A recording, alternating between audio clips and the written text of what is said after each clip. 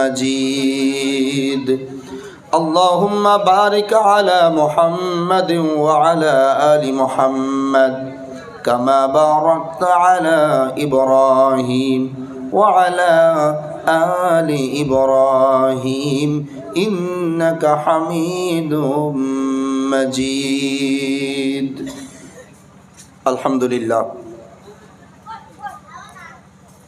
ঐতিহ্যবাহী আসাম রাজ্যের অন্তর্গত কাছাড় জেলার শিলডুবি ঘিলাছড়া রহমানিয়া জামে মসজিদের ও মক্তবের উন্নতিকল্পে ২৪তম বার্ষিক পবিত্র ওয়াজ মাহফিলের আজকের দিনের সম্মানিত সুযোগ্য সভাপতি জনাব হযরত মাওলানা মুফতি সিরাজুল হক কাসিমি সাহাব, বারাকাল্লাহু ফি হায়াতিক। সকলে বলি আমিন। আরেকটা আওয়াজ দিয়ে বলি আমিন। সম্মানিত আজকে পবিত্র ওয়াজ মাহফিলের আমন্ত্রিত ওলামা হযরত, আল্লাহ রাব্বুল আলামিন সকলকে দিনের দাঈ হিসাবে কবুল ও মঞ্জুর করে নেন বলি আমিন। সম্মানিত হাজিরিন, মঞ্চে উপবিষ্ট অদ্য এলাকার হুফাজে করম, ওলামায়ে কেরাম, বিশিষ্ট ব্যক্তিবর্গ, সম্মুখে বসে থাকা দূর দূরান্ত থেকে আগত মেহমানে কেরাম, এলাকাবাসী মুরব্বিয়ান, নওজোয়ান যুবক ভাইরা, স্নেহের কচিকাচারা, দূরে বাড়িতে অবস্থিতা পদ্মা নাসিনা ধার্মিকা আম্মাজান ও বোনেরা, সকলকে আমি আব্দুর রহমান আমার পক্ষ থেকে আন্তরিক অভিনন্দন জ্ঞাপন করছি। সেই সাথে সাথে আমি আমার ক্ষুদ্র জ্ঞান নিয়ে আজকের আলোচনা শুরু করছি। আলোচনার শুরুতে আমরা সম্মিলিতভাবে মহান স্রষ্টার দরবারে কৃতজ্ঞতা আদায় করি, যিনি আমাদিগকে পৃথিবীর যাবতীয় কাজ থেকে ফারেগ রেখে কোরআন শোনার জন্য, কোরআন বোঝার জন্য রসুল ঘোষিত জান্নাতের বাগানে ধৈর্য সহকারে বসবার সুযোগ দান করেছেন। সেই স্রষ্টার কৃতজ্ঞতা আদায়ে উচ্চ স্বরে কালিমাতুশ শুকর পাঠ করি, বলি আলহামদুলিল্লাহ। সাথে সাথে লাখো কোটি দরুদ ও সালাম পেশ করি বিশ্ব মানবতার দূত, নবী কুলের শিরোমণি, মা আমিনার লাল, আব্দুল্লাহর দুলাল, নবী মুহাম্মদুর রাসূলুল্লাহ। সকলে বলি সাল্লাল্লাহু আলাইহি ওয়াসাল্লাম। হাজিরিনে মজলিস, দীর্ঘক্ষণ ধরে আপনারা আলোচনা শুনছেন। ওলামায়ে কেরাম ধাপে ধাপে আপনাদের সম্মুখে আলোচনা পেশ করেছেন। বিশেষত বন্ধুবর জনাব হযরত মাওলানা হিফজুর রহমান বুলবুলি সাহেব দীর্ঘক্ষণ খুব সুন্দরভাবে আপনাদের সম্মুখে আলোচনা পেশ করেছেন। আমি গুনাহগার আপনাদের সম্মুখে বসেছি, অনেক দূর থেকে এসেছি। আপনাদের নেক দুয়ার বরকতে আল্লাহ পাক নিয়ে এসেছেন। আমার এখানে আলোচ্য বিষয় সিলেক্ট করা হয়েছিল মৃত্যুর পর কি অবস্থা, মরণের পর সম্পর্কে আমার আলোচনা করার নির্দিষ্ট বিষয় আজকের ওয়াজ কমিটি নির্ধারণ করে দিয়েছেন। সেহেতু আমাকে নির্দিষ্ট বিষয়ের উপরেই আলোচনা পেশ করা লাগবে, করব ইনশাআল্লাহ। তার পূর্বে একটা কথা আপনাদেরকে বলে রাখি, আজকের আমরা এখানে যতগুলো মানুষ হাজির হয়েছি, মূলত আমরা মুসলমান পরিচিতি লাভ করেছি পৃথিবীতে। কিসের কারণে?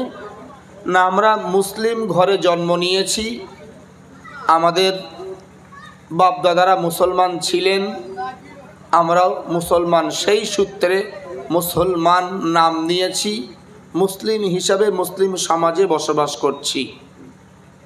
প্রকৃত অর্থে আমরা কি পূর্ণাঙ্গ মুমিন হতে পেরেছি? প্রশ্ন। মনোযোগ দিয়ে কথা বোঝা লাগবে। যেহেতু আমার পূর্বে ওলামা হযরত রয়েছেন, তানারাও তাদের মূল্যবান ভাষণ আপনাদের সম্মুখে পেশ করবেন।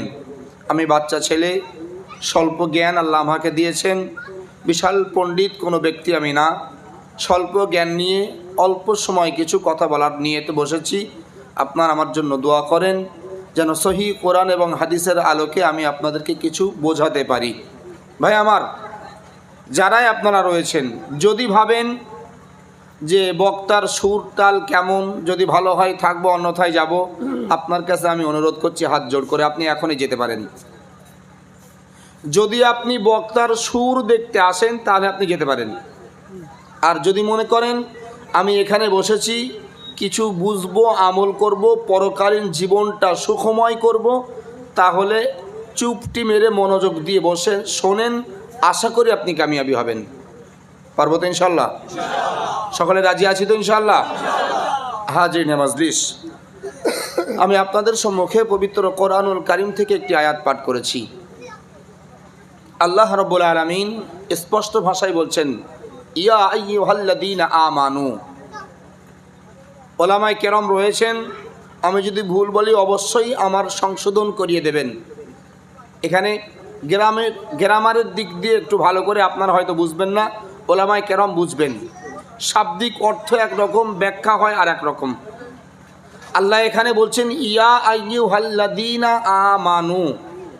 একটা নির্দিষ্ট সম্প্রদায়কে আল্লাহ পাক নির্দিষ্ট সম্প্রদায়ের দিকেই আঙুল বাড়িয়েছেন, একটা নির্দিষ্ট সম্প্রদায়কেই সম্বোধন করেছেন, তাদেরকেই সম্বোধন করে আল্লাহ বলছেন তোমরা যারা আমাকে রব বিশ্বাস করেছো।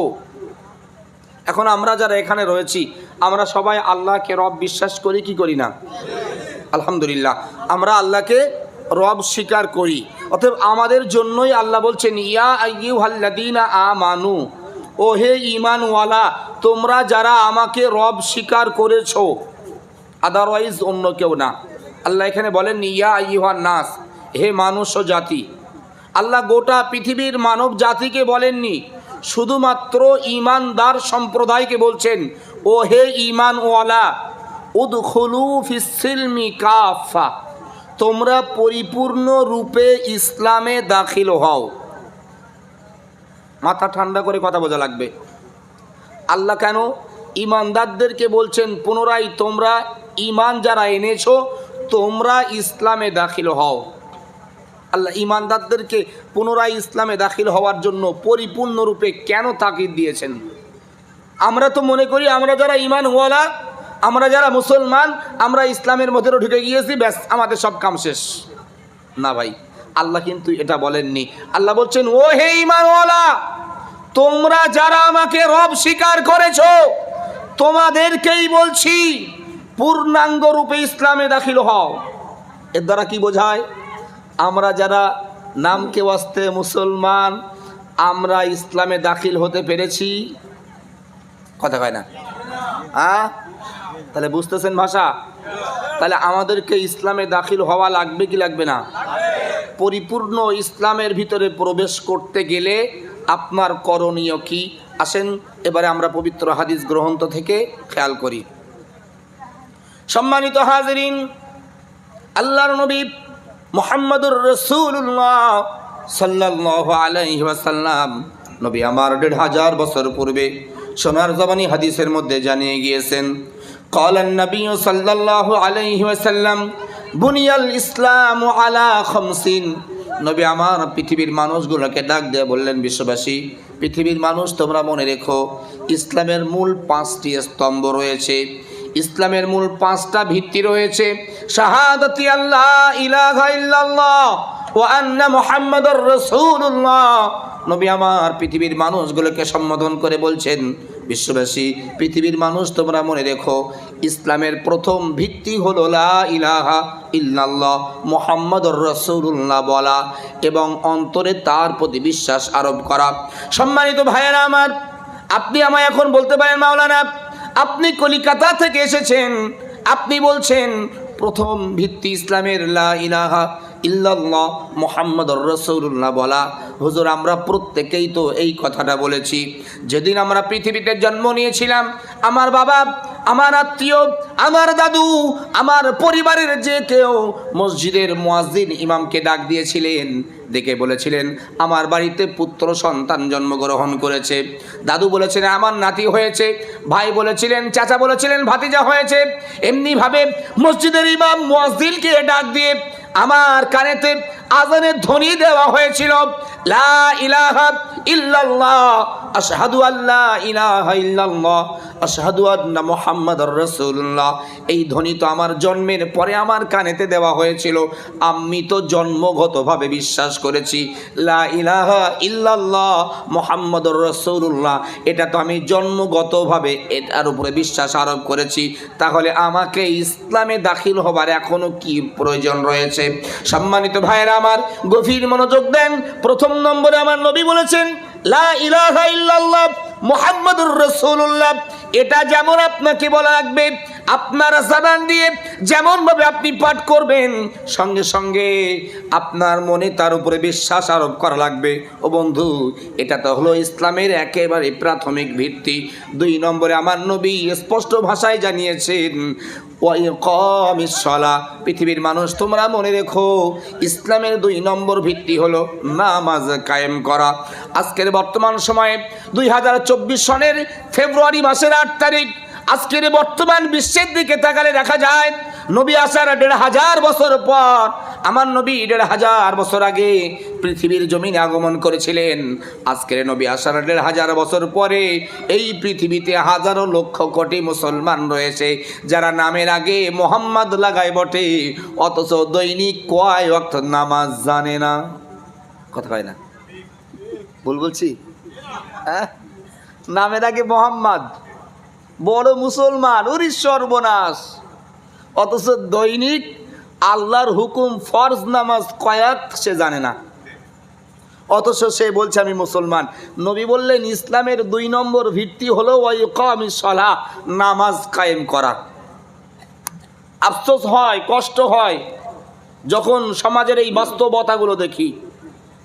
আজকের যারা এখানে বসে রয়েছেন, আমি জানি আমার কথায় আপনারা রাগান্বিত হবেন, তথাপিও আমার বলা লাগবে, বলতে হবে, এটা আমার নৈতিক দায়িত্ব।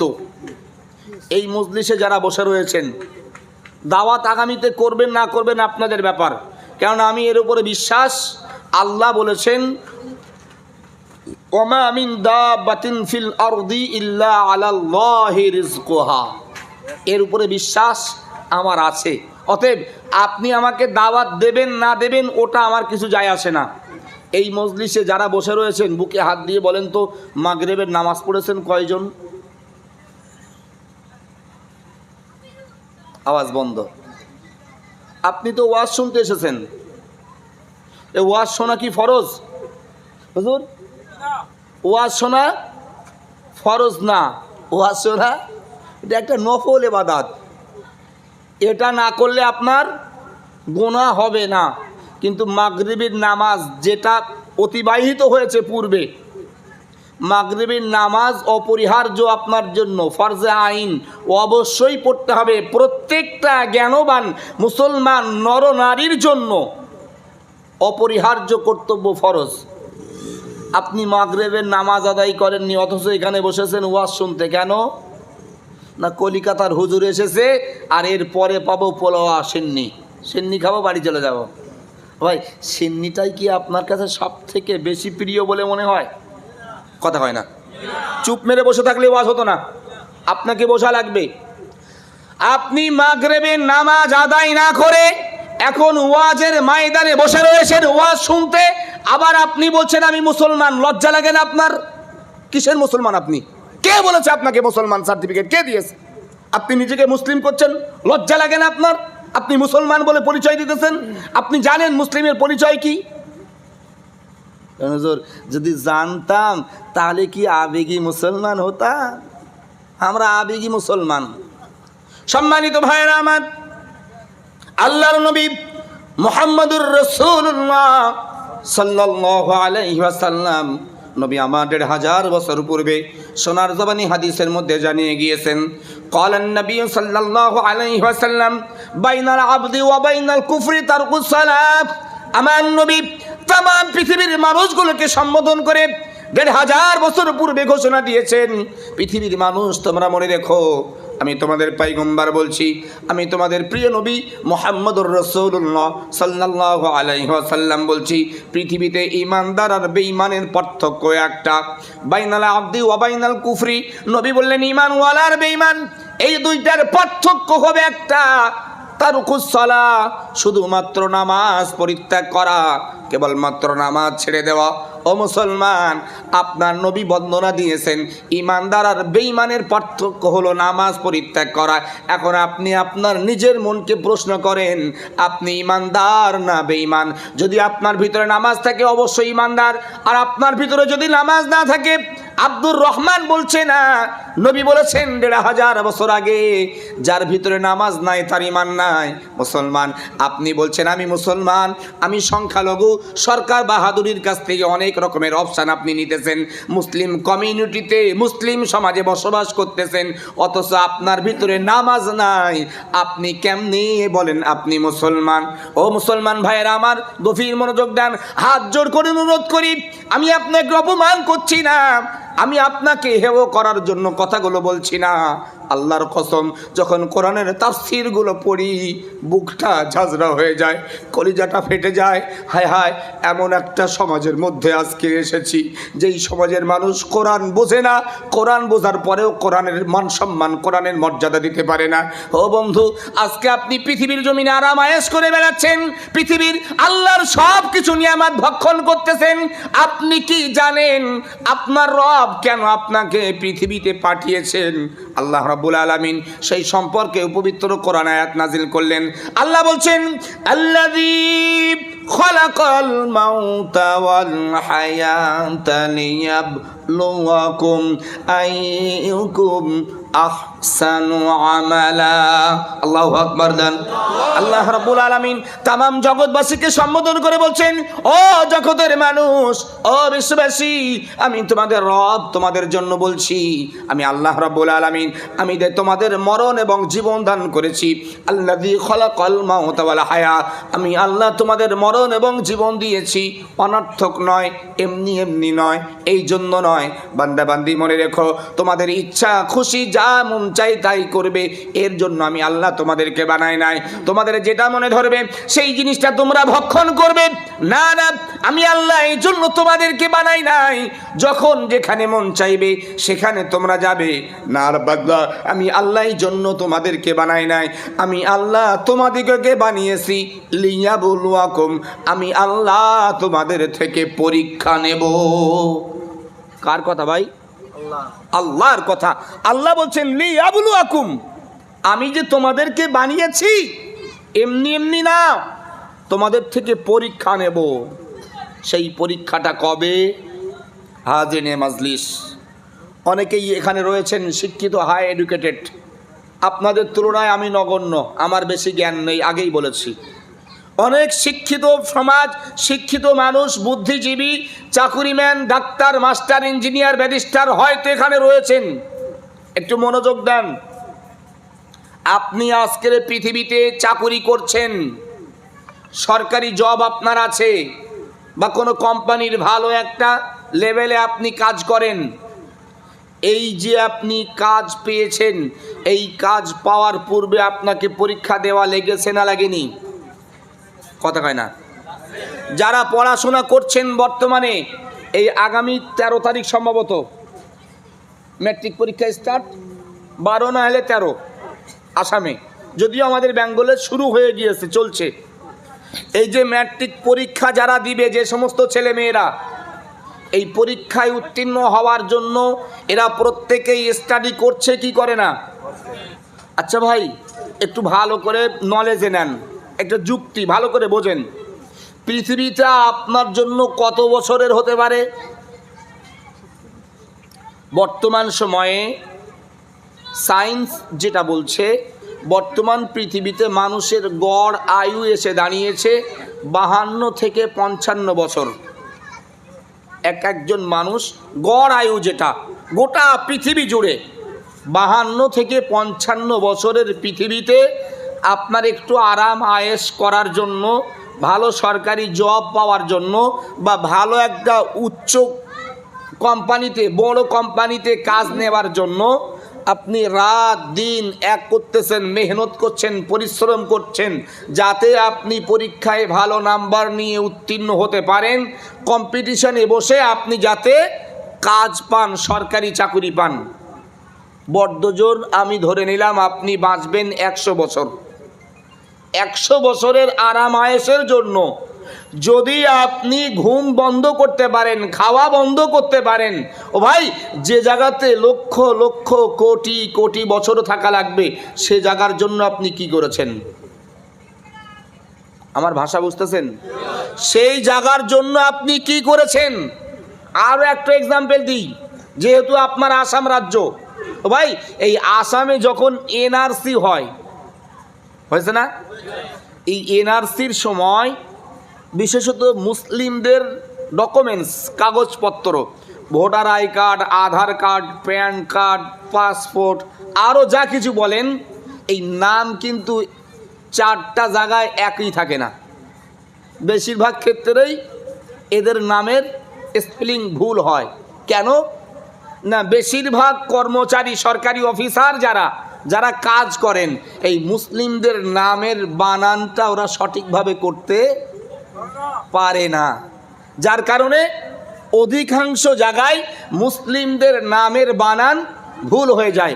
এনআরসির সময় আপনার ওই নাম সংশোধন করতে গিয়ে আপনার 4টা ডকুমেন্টসে 4 রকম নাম, আপনি একই জন, একই ব্যক্তি, 4 ডকুমেন্টসে 4 রকম নাম, এই নাম সংশোধন করতে গিয়ে কত কষ্ট আপনারা করেছিলেন মনে আছে? হ্যাঁ, কিসের জন্য? না, আপনার রাজ্যের সরকার বাহাদুরের ঘোষণা হয়েছিল এনআরসিতে যাদের নাম না আসবে তারা বিদেশি বলে চিহ্নিত হবে, বাংলাদেশি বলে তাদেরকে এই দেশ থেকে তাড়িয়ে দেওয়া হবে, তাই না? আচ্ছা, আপনার জন্মভূমি আসাম রাজ্যের কাছাড় জেলা, এখানে আপনি জন্ম নিয়েছেন, আপনার এনআরসি করা হচ্ছে, যদি আপনি সঠিক ডকুমেন্টস সাবিত করতে না পারেন আপনাকে এই জেলা থেকে তাড়িয়ে দেওয়া হবে। এই ভয়েতে আপনার খাওয়া ছিল না, এই ভয়েতে আপনার ঘুম ছিল না, আপনি দিনের পর দিন এ অফিস সে অফিস, এ আদালত সে আদালত করেছেন। ও ভাই, যেদিন আপনি আপনার রবের সম্মুখীন হবেন, আপনার রব যদি একবার আপনার রবের দয়ার জান্নাত থেকে বার করে জাহান্নামায় দিয়ে দেয়, সেদিন আপনি কি করে রবের জান্নাতে যাবেন তার কি কোনো পন্থা আপনি খুঁজে বার করেছেন? ভাই আমার, গভীর মনোযোগ দেন। ও মুসলমান, আমি আপনাকে ভুল ব্যাখ্যা দেওয়ার জন্য এখানে আসি নাই, একটু মনোযোগ দিয়ে বুঝবার চেষ্টা করেন। আল্লাহ রাব্বুল আলামিন পবিত্র কোরআনে কত সুন্দরভাবে জানাই দিলেন। আল্লাহ বলছেন, ওয়াসিকাল্লাযীনা কাফারু ইলা জাহান্নামা যুমারা হাত্তা ইযা জাউহা ফুতিহাত আবওয়াবুহা ওয়া ক্বালা লাহুম খাযানাতুহা। আল্লাহ রাব্বুল আলামিন জানা দিলেন, বিশ্ববাসী, পৃথিবীর মানুষ, তোমরা ভালো করে স্মরণ রেখো, আমি আল্লাহ রাব্বুল আলামিন যেই দিবসে বিচারের সিংহাসনে আরোহণ করব, বন্ধুরে আমি আপনাকে শুরুতেই বলেছি, আল্লাহ বলেছেন, বান্দা বান্দি, আমি তোমাদের মরণ এবং জীবন দিয়েছি শুধুমাত্র তোমাদের থেকে পরীক্ষা নেওয়ার জন্য। আমার রব্বুল আলামিন আল্লাহ তাআলা কোরআনের ভিতরে জানায় দিলেন, যেদিন আল্লাহ রব্বুল আলামিন বিচারের সিংহাসনে আরোহণ করবে, সেই কঠিন মুসিবতের দিনে, যেই দিবসে মা তার সন্তান চিনবে না, বাবা তার মেয়ে চিনবে না, বউ তার স্বামী চিনবে না, এক কথায় পৃথিবীর কেউ কাউরে যেদিন চিনবে না, আমার আল্লাহ রাব্বুল আলামিন ডাক দিয়ে বলছেন, বান্দা, সেই কঠিন পরিস্থিতিতে যেদিন মানুষ নিজেকে বাঁচানোর জন্য ইয়া নফসি করতে থাকবে, যেই দিবসে শুধুমাত্র আরশের ছায়া ছাড়া দ্বিতীয় কোনো ছায়া থাকবে না, যেই দিবসে মানুষ নিজেকে বাঁচানোর জন্য পতঙ্গের মতো দৌড়াদৌড়ি ছুটাছুটি করতে থাকবে, ও মুসলমান, আমার আল্লাহ রাব্বুল আলামিন জানায় দিলেন, বান্দা বান্দি, মনে রেখো, আমি আল্লাহ সেই কঠিন দিবসে আমি একটা সম্প্রদায়কে সম্বোধন করে বলবো, ইলা জাহান্নামা যুমারা, এরা জাহান্নামী। মুসলমান ভাইয়েরা আমার, আল্লাহর পক্ষ থেকে যখনই এমন সংবাদ চলে আসবে, এমন অর্ডার যখনই পেশ করা হবে, মুফাসসিরিনে কেরাম বর্ণনা দেন, জগৎ বিখ্যাত মুফাসসির হাফেজ ইবনে কাসির রাহমাতুল্লাহ আলাইহি তাফসীর ইবনে কাসিরের বর্ণনায় লিখছেন আল্লাহ রাব্বুল আলামিন যেই দিবসে একটা সম্প্রদায়কে সম্বোধন করে বলবেন ইলা জাহান্নামা যুমারা, এরা জাহান্নামী। সঙ্গে সঙ্গে আল্লাহর জাহান্নামের দায়িত্বশীল ফেরেশতা যারা, ওই সমস্ত জাহান্নামী বান্দা বান্দীগুলার হাতে এবং পায়েতে জাহান্নামের বেড়ি লাগাবে। মুসলমান বন্ধু আমার, যেমন নাকি পৃথিবীর জমিনে কোন মানুষ অপরাধ করার সঙ্গে সঙ্গে তার নামে যদি পুলিশ স্টেশনে কমপ্লেন দেওয়া হয়, লোকাল পুলিশ যেমন তাকে গ্রেফতার করে, হাতে হাত কড়া পরিয়ে পিকআপ ভ্যানে করে নিয়ে থানার লকআপে যেমনভাবে পুরে রেখে দেয়, আল্লাহর ফেরেশতারা আল্লাহর অর্ডার হওয়ার সঙ্গে সঙ্গে ওই জাহান্নামী বান্দা বান্দীগুলার হাতে এবং পায়েতে জাহান্নামার বেড়ি লাগাবে। জাহান্নামার বেড়ি লাগিয়ে টেনে টেনে টেনে টেনে ওই জাহান্নামী বান্দা বান্দীগুলাকে জাহান্নামার দরওয়াজার সম্মুখে হাজির করানো হবে। মুসলমান বন্ধু আমার, জাহান্নামার দরওয়াজার সম্মুখে ওই জাহান্নামী বান্দা বান্দীগুলোকে দাঁড় করিয়ে আল্লাহর ফেরেশতারা জিজ্ঞাসা করতে থাকবে। আল্লাহ রাব্বুল আলামিন কোরআনের ভিতরে বর্ণনা দিয়ে দিয়েছেন। আল্লাহ বলছেন আলাম ইয়াতিকুম রাসূলুম মিনকুম ইয়াতলুনা আলাইকুম আয়াতি রাব্বিকুম ওয়া ইউনযিরুনাকুম লিকা ইয়াউমিকুম হাযা। জাহান্নামী বান্দা বান্দীগুলা জাহান্নামের দরওয়াজার সম্মুখে দাঁড়ায়া জাহান্নামের দায়িত্বশীল ফেরেশতারা জাহান্নামী বান্দা বান্দীগুলোকে সম্বোধন করবেন আর বলতে থাকবেন আলাম ইয়াতিকুম রাসূলুম মিনকুম ইয়াতলুনা আলাইকুম আয়াতি রাব্বিকুম। ওরে জাহান্নামী, ওরে হতভাগা, কপাল ফাটা দুর্ভাগা, বল পৃথিবীতে 50 বছর হায়াত পেয়েছিলি, পৃথিবীতে 70 বছর হায়াত পেয়েছিলি, পৃথিবীতে 100 বছর হায়াত পেয়েছিলি, বল এর ভিতরে তুই কি কোনো নবী রাসূল পাস না? তুই কি কোনো সত্যবাদী পাস না? তুই কি কোনো আলেমে দ্বীন পাস না যে তারা তোদেরকে আল্লাহর আয়াত সম্পর্কিত বর্ণনা দিয়েছে? ও মুসলমান, আল্লাহর ওই জাহান্নামী বান্দা বান্দীগুলা জাহান্নামের দরওয়াজার সম্মুখে দাঁড়িয়ে দাঁড়িয়ে এক বাক্যে উত্তর দিতে থাকবে কালু বালা ওয়ালাকিন হাক্কাত কালিমাতুল আযাবি আলাল কাফিরিন।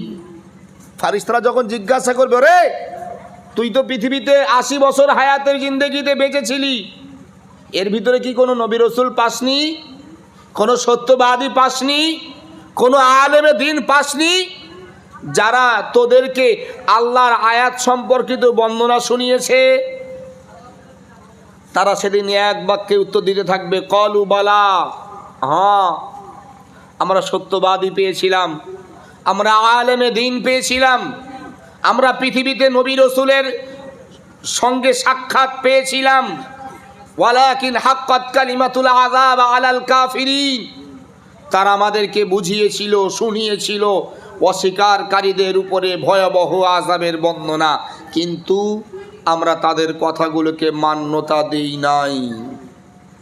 হাজেনে মাজলিস, ফেরেশতারা সেদিন তিরস্কার করবে আর ওই জাহান্নামী বান্দা বান্দীগুলোকে ডেকে ডেকে বলবেন কিলা দুখুলু আবওয়াবা জাহান্নাম খালিদিনা ফিহা। ভাইরা আমার, গভীর মনোযোগ দেন। আল্লাহর ফেরেশতারা জাহান্নামের দরওয়াজার সম্মুখে দাঁড়িয়ে থাকা জাহান্নামী বান্দা বান্দীগুলার থেকে যখন এমন অ্যান্সার পাবে, তারা যখন বলতে থাকবে হ্যাঁ আমরা নবী রাসূল পেয়েছিলাম, আমরা সত্যবাদী পেয়েছিলাম, আমরা আলেমে দ্বীন পেয়েছিলাম, তারা আমাদেরকে শুনিয়েছিল, বুঝিয়েছিল অস্বীকারীদের উপরে ভয়াবহ আযাবের বর্ণনা, কিন্তু আমরা তাদের কথাগুলো মান্যতা দিই নাই, আমরা তাদের কথাগুলো গ্রহণ করি নাই। ও মুসলমান, আল্লাহর ফেরেশতারা ওই জাহান্নামী বান্দা বান্দীগুলোকে তিরস্কার জানিয়ে বলবে, ওরে হতভাগা, কপাল ফাটা, নবী রাসূল পাওয়ার পরেও তোরা আল্লাহ চিনতে পারিস না, সত্যবাদী পাওয়ার পরেও তোরা আল্লাহ চিনতে পারিস না, আলেমে দ্বীন পাওয়ার পরেও তোরা আল্লাহ চিনতে পারিস না, অতএব তোদের ঠিকানা হয়ে গেল জাহান্নাম খালিদিনা ফিহা, আর এটাই হবে তোদের জন্য চিরকালের আবাসস্থল। ও বন্ধু, সেদিন যদি আপনার লক্ষ লক্ষ কোটি কোটি টাকা মজুদ থাকে, আল্লাহর কসম আপনার টাকা সেদিন কোনো উপকারে আসবে না। আপনার বংশের আভিজাত্য সেদিন কোনো উপকারে আসবে না, আপনার সম্মান মান কিছুই সেদিন কোনো উপকারে আসবে না। যদি নাকি আপনার নেক আমল সঞ্চয় না থাকে, আল্লাহ রব্বুল আলামিনের দরবারে আপনি বিন্দু পরিমাণ কোনো প্রকার সুযোগ পাবেন না। তাই বলি, অনুরোধ করি আপনার কাছে এখনো সময় রয়েছে। আপনি পরিপূর্ণ মোকাম্মল ইমানদার যদি আপনি হতে চান, অবশ্যই আপনার রসুলের থিওরি আপনাকে বাস্তবায়ন করা লাগবে।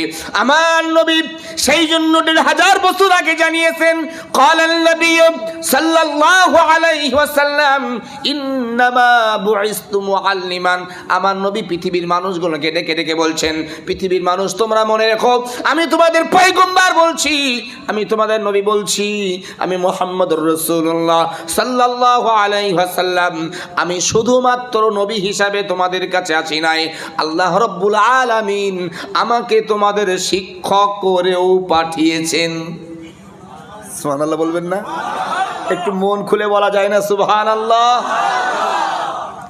নবী বলছেন, ইন্নামা বুইসতু মুআল্লিমান, নিশ্চয়ই আমি তোমাদের টিচার, তোমরা আমাকে ফলো করো, তোমরা আমাকে দেখো, আমি নবী কোন পথে চলি তোমরাও সেই পথে চলো। সম্মানিত ভাইরা আমার, আল্লাহ রাব্বুল আলামিন সে সম্পর্কে কোরআনে আয়াত নাযিল করলেন। আল্লাহ বলছেন, কুল ইন কুনতুম তুহিব্বুনাল্লাহা ফাত্তাবিউনি ইউহিব্বুকুমুল্লাহ। আল্লাহ রাব্বুল আলামিন আমার নবীকে সম্বোধন করে বলছেন, হে রাসূল, পৃথিবীর মানুষগুলোকে আপনি জানায় দিন, পৃথিবীর মানুষগুলোকে আপনি বলে দিন, ইন কুনতুম তুহিব্বুনাল্লাহ, যদি তারা আল্লাহর ভালোবাসা পেতে চায়, যদি তারা আল্লাহর রহমত পেতে চায়, ফাত্তাবিউনি ইউহিব্বুকুমুল্লাহ, অবশ্যই তারা যেন আপনার ইত্তেবা করে, অবশ্যই তারা যেন আপনার অনুসরণ করে। ও বন্ধু, দুঃখ লাগে, আফসোস হয়, কষ্ট হয়, আজকের বর্তমান বিশ্বের মুসলমানদের দিকে তাকালে নামধারী এমন হাজারো লক্ষ কোটি মুসলমান রয়েছে যারা বলে আমরা উম্মতি মুহাম্মাদি, অথচ তার ভিতরে নবীর আদর্শ বিন্দু মাত্র নাই। উম্মতি মুহাম্মাদি, রাসূলুল্লাহর আদর্শ বিন্দু মাত্র তার বাস্তব জীবনে নাই। সে বলছে আমি উম্মতি মুহাম্মাদি। আফসোস, কোন মুখে তারা বলে যে আমরা উম্মতি মুহাম্মাদি? একটু কি শরম লাগে না? আপনি উম্মতি মুহাম্মাদি বলছেন নিজেকে, অথচ মুহাম্মদুর রাসূলুল্লাহর আদর্শগুলোকে আপনি জলাঞ্জলি দিতেছেন, আপনি বুড়ো আঙুল দেখাচ্ছেন, আবার আপনি বলছেন আমি উম্মতি মুহাম্মাদি। কষ্ট হয়। এই সমাজে এই মজলিসে রয়েছেন কি আমার জানা নাই, তবে আমি যেগুলো বাস্তবতা নিজেকে প্রমাণ পেয়েছি, এই সমাজে এমনও অনেক মানুষ রয়েছে যারা মুখে নবী নবী করে, মুখেতে রয়েছে নবীর সুন্নাতের দাড়ি, অথচ ওই মানুষটাই রাসূলুল্লাহকে, রাসূলুল্লাহর সুন্নাতের দাড়িকে অপমান কিভাবে করছে, একটা দৃষ্টান্ত দিলে আপনারা ক্লিয়ার পাবেন। এই যারা সমাজের বুকে বিড়ি সিগারেট টানে, আছেন নাকি কেউ? রুজুর অভাব নাই, তাই না? অনেক মুরব্বিও আছেন, যদি কেউ থাকেন হাত জোর করে বলছি আজকের থেকে তওবা করেন, আমি আপনাকে ডিটেলস হাদিস থেকে প্রমাণ দেব ইনশাআল্লাহ। যারা বিড়ি খায়, বিড়ি, মুখে বড় বড় দাড়ি,